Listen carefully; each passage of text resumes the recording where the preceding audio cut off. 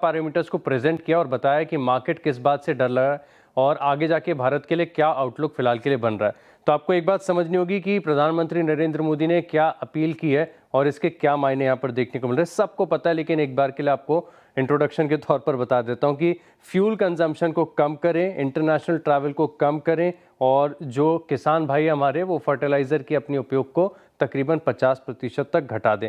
अब दरअसल आप देखें तो जो भारत की इंपोर्ट डिपेंडेंसी है ये बहुत ज़्यादा इम्पैक्ट कर रही है। एक तो सप्लाई चेन के इश्यूज हैं, ग्लोबली हर चीज़ के दाम अगर आप देखें तो लगातार बढ़ते जा रहे हैं और साथ में अगर आप देखें तो जो लगातार रुपया लुढ़क रहा है ये भी भारत के लिए बड़ी दिक्कत है।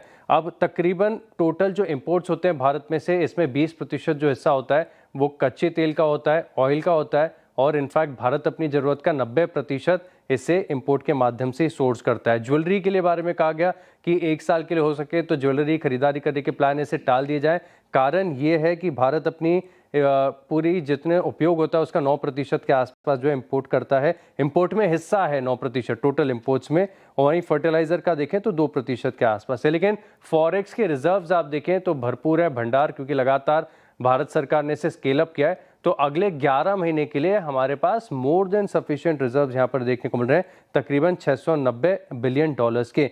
लेकिन ये दिक्कत दरअसल क्यों हो रही है, क्या क्या दिक्कतें फिलहाल हमें सामना करना पड़ रहा है, तो इसको आपको समझना होगा। एक तो सबसे बड़ी भारत की दिक्कत यही है कि कच्चा तेल आपका $100 के पार जा चुका है, लगातार इसके ऊपर बना हुआ है, तो अपने आप में देखें तो बड़ा स्ट्रेस का माहौल हो जाता है। दूसरी बात ये कि जिस प्रकार से डॉलर के मुकाबले रुपया लगातार गिरता जा रहा है, ऑलमोस्ट FY26 में 10% का डेप्रिसिएशन है, अपने आप में बड़ी हेडेक है। और बाजार की सबसे बड़ी चिंता FIs का लगातार बिकवाली करना, रोज़ रोज़ बिकवाली करते जा रहे हैं और तकरीबन देखिए 12.7 बिलियन डॉलर्स के आउटफ्लोज यहाँ पर देखने को मिल रहे हैं। जीसेक यील्ड्स यहाँ पर एक सर्च देखने को मिल रहा है और क्योंकि हॉर्मुज़ में अभी भी आप देखें तो वहाँ से जहाज़ पास नहीं हो रहे और भारत की जो कुल उपयोग के 30% है वो यहीं से सोर्स होता है। तो अपने आप में बहुत सारे पैरामीटर्स ऐसे हैं जिसके चलते यहाँ पर चिंता देखने को मिल सकती है। लेकिन क्योंकि रुपया लगातार लुढ़कता जा रहा है तो ऐसे में जो डॉलर की खरीदारी है यानी रुपये का खर्च है विदेशों में, इसे कम करना पड़ेगा। अब इंटरनेशनल ट्रैवल आप देखें तो ओवर द ईयर्स बहुत ज़्यादा सर्च कर चुका है, जहाँ पर आप देखें तो LRS में तकरीबन 35% था, अब वो 58 हो गया है। इक्विटी निवेश देखें जो 3% था वो 8.5% हो गया है और विदेशों में पढ़ाई ये कम हुई है। लेकिन फिर भी आप देखें तो जो रुपये का खर्च है वो लगातार बढ़ता जाता है और इसी सब को लेकर देखें तो जो टोटल LRS यानी लिबरलाइज्ड रेमिटेंस स्कीम के तहत आउटफ्लोज हैं FY25 में, ये $30 बिलियन के करीब आपको देखने को मिलता है। अब मार्केट की क्या चिंता है इसके ऊपर सीधे आता हूँ और ये बता रहे कि लाइकली एक्शन है, लाइकली ये वर्ड यूज़ कर रहे हैं।